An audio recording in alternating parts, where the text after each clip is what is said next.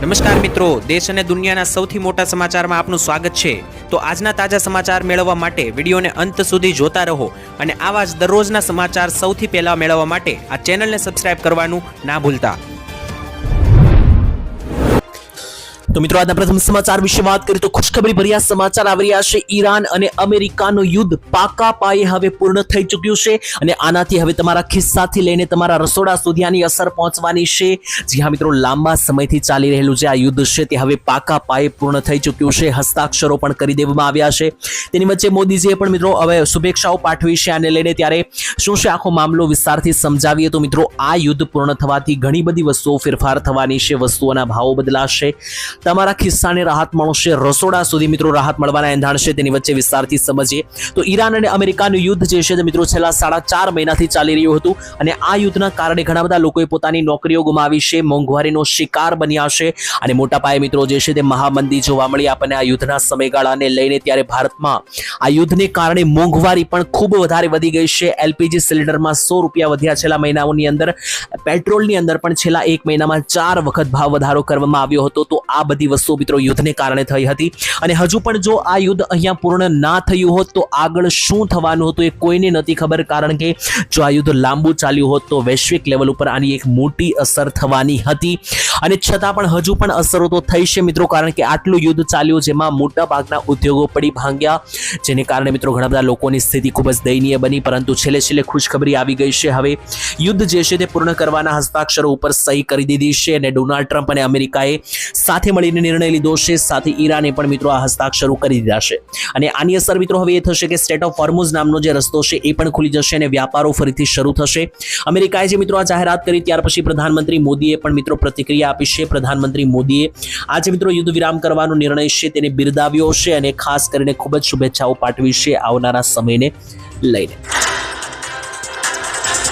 ત્યાર પછીના મહત્વના સમાચાર જોઈએ તો લાપસીના આંધણ મૂકી દેજો, કારણ કે ચોમાસું હવે ગુજરાત નજીક આવશે, ઝડપ વધારશે। ત્યારે મિત્રો એક મહત્વના અને રાહતના સમાચાર આવ્યા છે, કારણ કે ચોમાસું 8 તારીખથી વિરામ ઉપર હતું, એટલે કે તમે એમ પણ કહી શકો કે 8 તારીખથી જે ચોમાસું માંદું પડ્યું હતું તેનો સારવાર હવે આપણે કરી દીધો છે, કારણ કે અરબ સાગરમાં સિસ્ટમો હવે સક્રિય થતી જોવા મળી રહેશે આગામી દિવસોની અંદર। તેના વિશે વિસ્તારથી સમજાવી દો મિત્રો, ચોમાસાએ મહારાષ્ટ્ર નજીક આવીને એક મોટી બ્રેક મારી હતી, એનાથી ચોમાસું છેલ્લા 8 થી લઈને 9 દિવસથી જે છે તે એક ડગલું પણ આગળ નહોતું વધ્યું અને ઘણા બધા લોકોને એવો ડર હતો કે ચોમાસું આખરે કઈ તારીખે આવશે, કારણ કે 15-16 તારીખ પણ જતી રહી અને હજુ ગુજરાતમાં ચોમાસું આવ્યું નહીં। અને આમ જોવા જઈએ તો દર વર્ષે મિત્રો 15 જૂન આસપાસ ગુજરાતમાં ચોમાસાની શરૂઆત થઈ જતી હોય છે અને આ વર્ષે છતાં પણ ચોમાસું ના આવ્યું, જેના માટે લોકોને જે ચિંતા હતી અને હવે એમાંથી એક રાહતના સમાચાર આવી રહ્યા છે, કારણ કે જે ચોમાસું મહારાષ્ટ્રમાં ઠંડુ પડેલું છે, અરબ સાગરની અંદર સિસ્ટમો હવે સક્રિય બનતી જોવા મળી રહી છે આવનારા સમયની અંદર અને 21 થી 22 તારીખની વચ્ચે આ ચોમાસું ગુજરાત રાજ્યમાં વિવિધ રીતે એન્ટ્રી લે તેવું લાગી રહ્યું છે।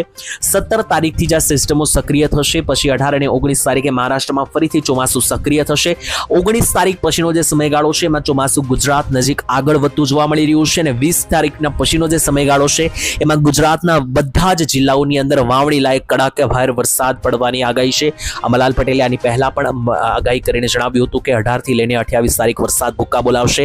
એ જ રીતે મિત્રો વરસાદ જે છે તે વરસતો જોવા મળી રહ્યો છે, તો ખેડૂતો તૈયારીમાં રહેજો, કારણ કે હવે ચોમાસું ગુજરાતથી વધારે દૂર નથી। એમ તો જોઈએ તો મિત્રો ઘણું બધું દૂર છે અને છેલ્લા 9 દિવસથી દૂર છે, પરંતુ હવે જ્યાં ચોમાસું આખરે સૂઈ ગયું હતું તેમાંથી સિસ્ટમો સક્રિય થવાને કારણે અરબી સમુદ્રમાં ચોમાસું જે છે તે હવે જાગશે તેવું લાગી રહ્યું છે। ત્યાર પછીના ગુજરાત રાજ્યના લાખો ખેડૂતો માટે આવી ગઈ છે ખુશખબરી ભર્યા સમાચાર, કારણ કે સરકારે જાહેર કરી દીધી છે તારીખ, 2000 રૂપિયાના 23મા હપ્તાની તારીખ જાહેર કરી દીધી છે અને હપ્તો હવે કેટલીક કલાકોમાં જ તમારા ખાતામાં જમા થવાનો છે। જી હા મિત્રો, ખુશખબરી ભર્યા સમાચાર આવી રહ્યા છે, ખેડૂતો જે છે તેમના માટે જલસો પડી ચૂક્યો છે, કારણ કે અત્યારે સરકારે જે છે તે હવે મોટા પાયે એક મોટો નિર્ણય કર્યો છે અને જે પણ ખેડૂતોને ઘણા સમયથી 2000 રૂપિયાના 23મા હપ્તાની રાહ હતી, ખેડૂતો માટે ખૂબ રાહતના સમાચાર અને આ વખતે હપ્તો ખેડૂતોને સરકાર 1 મહિનો વહેલો આપી રહી છે. જ્યાં દર્શક મિત્રો છેલ્લો હપ્તો ખેડૂતોને 13 તારીખે મળ્યો હતો ત્રીજા મહિનાની, અને હવે આ છઠ્ઠા મહિનાની 20 તારીખે જે છે તે હપ્તો આવવાનો છે તમારા ખાતામાં. સરકારે તારીખ જાહેર કરી 20 જૂન 2026 ના રોજ સરકાર પશ્ચિમ બંગાળમાંથી રિમોટનું બટન દબાવીને ભારતના કરોડો ખેડૂતો અને ગુજરાતના લાખો ખેડૂતોના ખાતામાં 2000 રૂપિયાનો પીએમ કિસાન યોજનાનો 23મો હપ્તો જમા કરશે. ત્યારે મિત્રો જણાવીએ તો આ વખતે માત્ર 3 મહિનાના અંતરાલે જ હપ્તો આપવામાં આવ્યો છે, અને ખાસ હપ્તાના જે પણ ખેડૂતો ઘણા સમયથી રાહ જોઈને બેઠા હતા તેમના દિલને ઠંડક મળે તેવા સમાચાર છે. તારીખ અને સ્થળ જાહેર કરવામાં આવ્યું છે. ઘણા લોકોને એવો પ્રશ્ન છે કે શું ગુજરાતના ખેડૂતોને 4000નો હપ્તો મળશે? તો મિત્રો એવું નથી. પશ્ચિમ બંગાળના ખેડૂતોને કે જ્યાં હમણાં ચૂંટણી હતી ત્યાં ભાજપની સરકાર જીતી છે, તો ભાજપ સરકાર ત્યાં 4000નો હપ્તો આપશે. ગુજરાતના ખેડૂતોને 2000નો જ હપ્તો મળશે. તો મિત્રો તમારું શું કહેવું છે? ગુજરાતમાં પણ ભાજપ સરકારે 2000ની જગ્યાએ 4000ના હપ્તા કરી આપવા જોઈએ કે નહીં? કોમેન્ટમાં જે છે તે મિત્રો ખાસ લખીને તમે જણાવી આપજો. ત્યાર પછીના મહત્વના સમાચાર જોઈએ તો ખેડૂત આંદોલન માટે ખેડૂતો ભેગા થયા, પરંતુ શું થયું આનું કોઈને ખબર નથી. વિસ્તારથી સમજીએ, જે સૂત્રો તરફથી અમારી પાસે માહિતી આવી રહી છે જુદા જુદા અહેવાલો અનુસાર, એ તમને જણાવીએ તો મિત્રો 15 તારીખે વૈશ્વિક લેવલનું જે આંદોલન થવાનું હતું, જેમ કે ગુજરાત રાજ્યમાં મોટા પાયે ખેડૂતોનું જે આંદોલન થવાનું હતું એ થયું પણ, અને ગુજરાતના ખૂણે ખૂણેથી ખેડૂતો આવ્યા પણ. લગભગ 1000થી વધારે ટ્રેક્ટરો જે છે તે ખેડૂતોએ ભેગા કર્યા, પરંતુ આખરે એવું શું થયું કે આખી આંદોલનની મજા બગડી ગઈ? અથવા તમે કહી શકો કે ખેડૂતોને જે જોતું હતું, જે માંગ હતી, એ સીધી રીતે જે છે તે માંગ કરવાનો મોકો ના મળ્યો. આને લઈને વિસ્તારથી સમજાવીએ તો રાજકારણમાં અત્યારે મિત્રો એક મોટા નવાજૂની ભર્યા સમાચાર છે, કારણ કે રાજ્યભરમાં ખેડૂતો ખેતરની વીજ કંપનીઓ સામેનો જે વિરોધ છે તે કરવા માટે ખેડૂતો 1000 જેટલા ટ્રેક્ટરો લઈને ગુજરાતના ખૂણે ખૂણેથી ગાંધીનગર ભેગા થયા હતા 15 જૂને. ત્યારે મિત્રો ત્યાં એવું શું થયું? તો રસ્તામાં મિત્રો ઘણા બધા વિવાદો થયા. સૌથી પહેલા તો પોલીસ અને ખેડૂતો વચ્ચે અવારનવાર ઘર્ષણ થયું. તેની સાથે મિત્રો ગાંધીનગર નજીક ખેડૂતો પહોંચ્યા. ત્યાં મિત્રો ઘણા બધા ખેડૂતોએ એવા પણ આક્ષેપો કર્યા છે કે ખેડૂતોને ભાજપના કેટલાક લોકો તરફથી પણ રોકવામાં આવ્યા. આટલું જ નહીં, કોંગ્રેસની ઓગણજ ખાતેથી સભામાં લઈ જવાતા ખેડૂતો ભાગલા પડી ગયા. એટલે કે અમુક ખેડૂતોને જે છે તે કોંગ્રેસની સભામાં લઈ જતા ખેડૂતોના ભાગલા પડી ગયા, કારણ કે પહેલા વાત થઈ હતી કે ખેડૂતોને જે છે તે ગાંધીનગર કૂચ કરવાની છે, તેની જગ્યાએ કોંગ્રેસની સભામાં લઈ જવાતા જે છે તે ઘણા બધા ખેડૂતો નારાજ પણ થયા. ખેડૂતોએ 30 જૂન સુધી સરકાર ઉકેલ નહીં લાવે તો જિલ્લાઓમાં રસ્તાઓ રોકો અને ગાંધીનગર સુધી આંદોલનની ચીમકી ખેડૂતો દ્વારા અપાઈ હતી. કોંગ્રેસના પ્રદેશ પ્રમુખ અમિતભાઈ ચાવડાએ આમ આદમી પાર્ટીના નેતાઓ અને કાર્યકરોએ ખેડૂતોના આંદોલનને પોતાના સ્વાર્થ માટે રાજકીય રંગ આપવાના હંગામો મચાવીને ખેડૂતોની માંગને નબળી પાડવાના પ્રયાસો કર્યા હોવાના આક્ષેપો કર્યા. એટલે કે અહીંયા કોંગ્રેસ તરફથી આમ આદમી પાર્ટી તરફ આક્ષેપો કરવામાં આવ્યા છે કે આમ આદમી પાર્ટીએ રાજકીય રમત રમીને આ આંદોલન નબળું પાડ્યું. પોલીસ અને તંત્ર ખેડૂતોને ડરાવી રહ્યા હોવાના પણ આક્ષેપો સામે આવ્યા. તેની વચ્ચે આ બધી વસ્તુઓ મિત્રો એક વાત તો એ જોવા મળી જ કે કારણ કે ખેડૂતો જે છે તેને ગુજરાતની તમામ રાજકીય પાર્ટીઓ જે છે તે એક પ્રકારે વોટ બેંક જોઈ રહી છે. એટલે કે ખેડૂતો છે તેમની જે મજબૂરી છે તેમનો અહીંયા ફાયદો ઉઠાવવામાં આવતો જોવા મળી રહ્યો છે. આને માટે હવે ખેડૂતોએ જ કંઈ કરવું પડશે, કારણ કે કોઈ પણ નેતાઓની સામે આગળ રાખીને લડાઈ લડવી એ મિત્રો હવે મુશ્કેલ લાગી રહ્યું છે. જો ખેડૂતોએ અસલ ન્યાય જોતો હશે તો ખેડૂતોમાંથી જ ખેડૂતોએ આગળ વધવું પડશે. અને હવે આગળ શું કરવું એના માટે કાંઈ મિત્રો હજુ કોઈ ઓફિશિયલી જાહેરાત નથી કરવામાં આવી. જોવાનું રહેશે કે આગળ આ જે સમસ્યા થઈ છે તેનું શું નિરાકરણ આવે.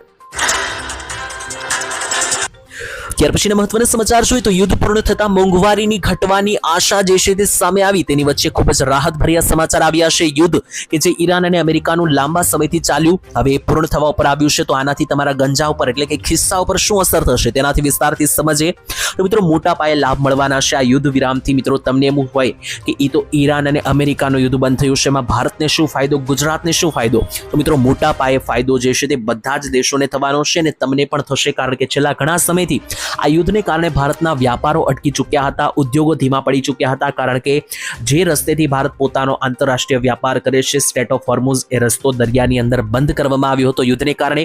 એનાથી ધંધા મિત્રો નબળા પડતા જોવા મળ્યા હતા. ખાસ તો કાપડ ઉદ્યોગ, ટેક્સટાઇલ માર્કેટ, હીરા ઉદ્યોગથી લઈને ખેતી ઉદ્યોગ, ઇન્ડસ્ટ્રીયલ માર્કેટ બધે મિત્રો જે છે તે નબળાઈ પરી બજાર જોવા મળી હતી. એક પ્રકારે મહામંદી જેવો માહોલ જોવા મળ્યો હતો. તો લોકોને આમાંથી તો રાહત મળશે જ, પરંતુ બીજા નંબરે જે વધતી જતી મોંઘવારીઓ હતી, લગાતાર જે બધી વસ્તુઓના ભાવ વધ્યા છેલ્લા કેટલાક મહિનામાં, આપ જાણો છો કે યુદ્ધના નામે બધી વસ્તુઓ મોંઘી થઈ ચૂકી હતી. આ બધી વસ્તુઓના ભાવ પણ કંટ્રોલમાં આવવાની શક્યતાઓ છે અને ખાસ કરીને આનાથી મિત્રો એક મોટી રાહત મળશે આમ આદમી અને સામાન્ય આદમીને, કારણ કે જે સામાન્ય જનતા છે તેમને મિત્રો આનાથી મોટા પાયે લાભ થશે. ત્યાર પછીના મહત્વના સમાચાર જોઈએ તો ખેડૂત આંદોલન માટે જે 15 જૂને ખેડૂતો ટ્રેક્ટર સાથે ભેગા થયા, ત્યાં ખેડૂત નેતા પાલભાઈ આંબલિયાએ શું કહ્યું અને ખેડૂતો માટે કોંગ્રેસે કઈ 4 માંગો સરકાર પાસે કરી, જોઈએ. તો મિત્રો, કોંગ્રેસના નેતા અગ્રણી પાલભાઈ આંબલિયા સામે કેટલાક નેતાઓને સ્ટેજ ઉપર ગાંધીનગર કેમ ન ગયા તેવા સવાલો પૂછવામાં આવ્યા. આ સવાલ ઉઠાવતા પાલભાઈ આંબલિયા જે છે તે આક્ષેપોથી ભાવુક થઈ ચૂક્યા અને મિત્રો પાલભાઈ આંબલિયા જે છે તે મિત્રો અહીંયા ભાવુક પણ થયા અને એક પ્રકારે રડવા લાગ્યા એમ કહું તો પણ ચાલે અને તેમણે કહ્યું કે હું થાકી ચૂક્યો છું, હવે આંદોલન કરવા માટે મારે ઘરે પૂછવું પડશે તેવું પણ તેમણે કહ્યું. સાથે કોંગ્રેસે કઈ માંગ રાખી અહીંયા ખેડૂતો માટે એ પણ સમજીએ. સૌથી પહેલા તો વીજ પોલનું 6 ગણું વળતર, એટલે કે જે વીજળીના થાંભલા ખેડૂતોના ખેતરોમાં નાખવામાં આવે છે તેનું 6 ગણું વળતર આપો. બીજા નંબરે ખેતરમાં નાખવામાં આવતા જે વીજ પોલ છે, હેવી લાઈનો છે, તેમના સામે મહિને 30,000નું ભાડું આપો અને 6 ગણું વળતર આપો તેવી માંગ કરવામાં આવી છે ખેડૂતો તરફથી સરકાર પાસે.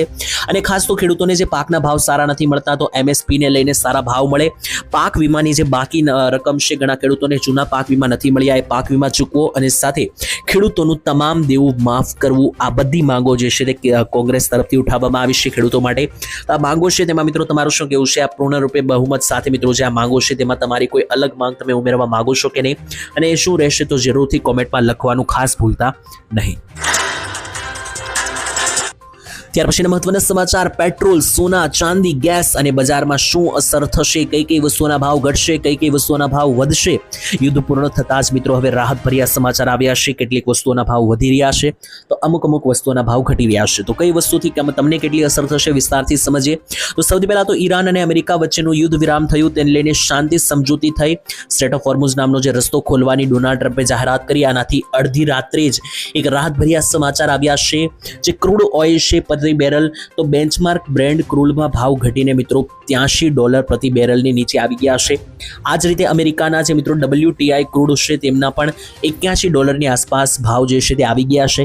બ્લૂમબર્ગના રિપોર્ટ અનુસાર આ દરમિયાન બે global brokerage firm Morgan Stanley અને ગોલ્ડમેન સેક્સ એ મિત્રો ક્રૂડ ઓઇલની કિંમતોને લઈને પોતાના અનુમાનો ઘટાડીને $80 પ્રતિ બેરલ કરી દીધા છે. હવે આ બધી જો અઘરા શબ્દો અને ભાષા તમને ના સમજાય તો ટૂંકમાં અહીંયા જે ભારત બહારથી ઓઇલ લાવે છે, જે તેલ લાવે છે અને પછી એનું પેટ્રોલ, ડીઝલ અને ગેસ બનાવે છે ભારતમાં, તો આજે બહારથી કાચું ઓઇલ લાવવામાં આવે છે તેના ભાવો બેરલ દીઠ ઘટી રહ્યા છે.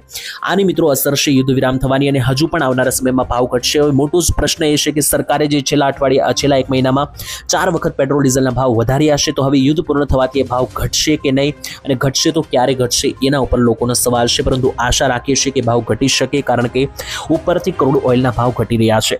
બીજા નંબરે સોના ચાંદીના ભાવ વધશે. મેં તમને કહ્યું કે અમુક વસ્તુઓના ભાવ ઘટી શકે તો અમુક વસ્તુઓના ભાવ વધી શકે. તો વધી શકે એ ભાવ મિત્રો સોના ચાંદીના છે અને સોના ચાંદીના ભાવ અત્યારથી વધવા લાગ્યા છે. જી હા દર્શક મિત્રો, યુદ્ધની માહિતી મળતા જ, યુદ્ધ પૂર્ણ થતાની માહિતી મળતા જ માર્કેટ યાર્ડમાં સોનામાં આજે $2800 વધ્યા, સોનું 1,53,000 પહોંચ્યું અને ચાંદીમાં આજે 7,000 જેટલા વધીને ચાંદી જે છે તે મિત્રો 2,58,000 ને પાર જે છે તે આજે 1 કિલોનું થયું. તો ત્યાર પછીના મહત્વના સમાચાર જોઈએ તો અલ નીનો અને દુષ્કાળને લઈને શું કહ્યું અંબાલાલ પટેલે, તેના ઉપર વિસ્તારથી સમજીએ. તો ઘણા બધા લોકોને મિત્રો છેલ્લા ઘણા બધા સમયથી ચિંતા હતી કે અલ નીનોની આગાહી છે તો દુષ્કાળ પડશે કે નહીં. તો આને લઈને મિત્રો ગુજરાતમાં આની અસર થશે કે નહીં તેને લઈને અંબાલાલે કહ્યું છે. શું કહ્યું જાણીએ.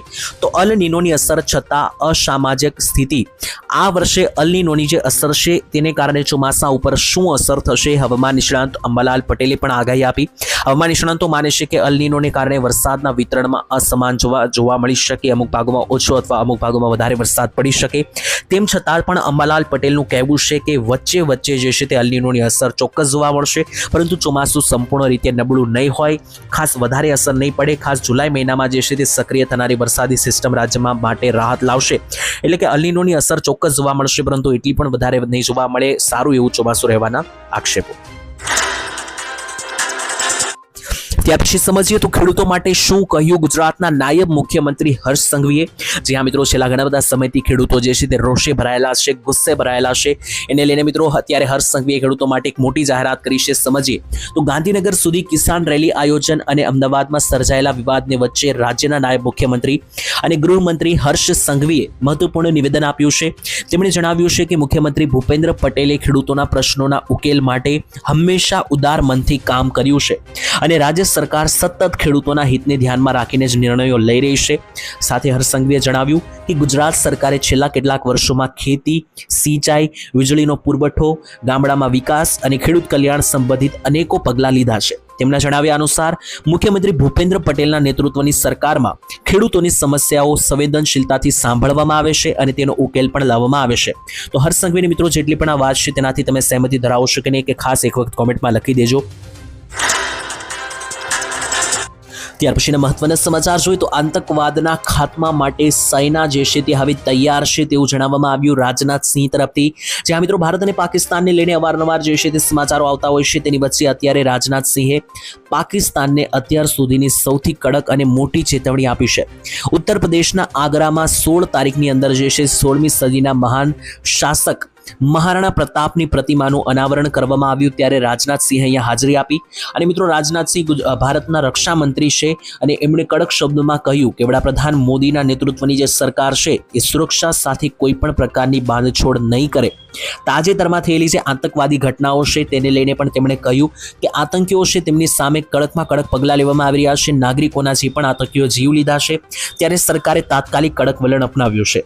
રાજનાથસિંહે એક મોટો ખુલાસો પણ કર્યો કે તેમણે મિત્રો એટલે કે રાજનાથસિંહે 3 જે સેના છે તેમના વડાઓની બેઠક બોલાવી હતી અને તેમણે વડાઓને કહ્યું હતું કે ઓપરેશન માટે તૈયાર છો કે નહીં, ત્યારે વડાઓએ કહ્યું કે ઓપરેશન માટે અમે તૈયાર છીએ અને અમે પાકિસ્તાન વિરુદ્ધ ઓપરેશન માટે અત્યારે સંપૂર્ણ રીતે તૈયાર છીએ તેવું પણ તેમણે કહ્યું. સાથે સ્પષ્ટ કર્યું કે ભારતે પોતાના સૈનિકોને ખુલ્લી છૂટ આપી દીધી છે અને જો જરૂર પડશે તો આતંકીઓના ખાત્મા માટે સરહદ પાર કરવા માટે પણ સેના જે છે તે પીછેહટ નહીં કરે તેવી પણ ખુલ્લી ચેતવણી જે છે તે આપવામાં આવી.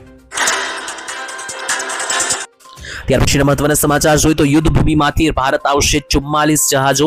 જે મિત્રો જે સ્ટેટ ઓફ હોર્મુઝ નામનો રસ્તો છે કે જ્યાંથી યુદ્ધ ચાલી રહ્યું હતું, તો આ યુદ્ધની અંદર ભારતના ઘણા બધા જહાજો ફસાઈને બેસેલા હતા કે જે ઉદ્યોગો અને વ્યાપાર માટે નીકળેલા હતા, જેમાં ઓઇલ, પેટ્રોલ, ડીઝલ વગેરે વસ્તુઓ લાવવામાં આવી રહી છે. ત્યારે સોમવારે જ્યારે મિત્રો આ યુદ્ધ પૂરું થયું છે ત્યારથી હવે ભારતના આવનારા LNG કરિયર દિશાના સુરક્ષિત પસાર થવાની ફારસીની ખાડીમાં ફસાયેલા જેટલા પણ ભારતના જહાજો છે અને બીજા દેશના ઝંડાવાળામાં 34 જેટલા ભારતના વધુ જહાજો ફસાયેલા હતા. તો હવે આ જેટલા પણ જહાજો છે તે હવે ઝડપથી ભારત તરફ આગળ વધશે. ઝડપથી પહોંચવાની આશા વધી ગઈ છે કારણ કે અમેરિકા અને ઈરાને શાંતિ સમજૂતી પર હસ્તાક્ષર કર્યો છે, જેનાથી ભારત હવે જે છે તે આ બધા જેટલા પણ જહાજો ફસાયેલા છે તે ઝડપથી ભારત તરફ આગળ વધશે. તો એક રાહતના સમાચાર સામે આવ્યા. તો ત્યાર પછીના મહત્વના સમાચાર ખેડૂતો બાદ હવે શિક્ષકો પણ સરકાર સામે લડી લેવાના મૂડમાં જોવા મળ્યા. જે હા મિત્રો ખૂબ જ મહત્વપૂર્ણ સમાચાર આવી રહ્યા છે. છેલ્લા ઘણા બધા સમયથી ગુજરાતમાં સરકાર સામે ખેડૂતો રોષે ભરાયેલા છે અને હવે માત્ર ખેડૂતો જ નહીં, હવે શિક્ષકો પણ સરકાર સામે કડક વિરોધ કરવા માટે તૈયાર છે એવી માહિતી મળી છે. ત્યારે સૂત્રો અનુસાર ગુજરાતમાં છેલ્લા કેટલાક સમયથી ચાલી રહેલા ખેડૂતોના વિરોધ પ્રદર્શનો હજુ શાંત નથી પડ્યા. ત્યાં જ રાજ્ય સરકાર માટે વધુ એક મોટો પડકાર ઊભો થયો છે.